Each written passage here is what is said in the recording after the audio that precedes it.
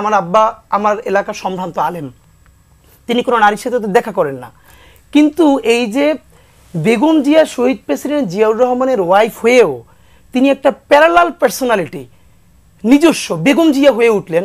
আপনি খেয়াল করেন, আপনি বেগম জিয়ার অ্যাপিয়ারেন্সে সে তো বোরকা পরে না, তিনি খুবই ফ্যাশনেবল একজন উইমেন তিনি, কিন্তু বাংলাদেশের কোটি কোটি ধর্মপ্রাণ নারীরা তারা তাকে যেই পরিমাণ ভালোবাসে, যেই পরিমাণ ওন করে, অথচ নির্বাচনের সময় হাসিনা মাথায় পট্টি বেঁধে তসবি বেঁধে তবুও সেই মানুষগুলোর মন জয় করতে পারে না। এর বড় কারণ হলো বেগম জিয়ার মধ্যে আজীবন কৃত্রিম কিছু নাই।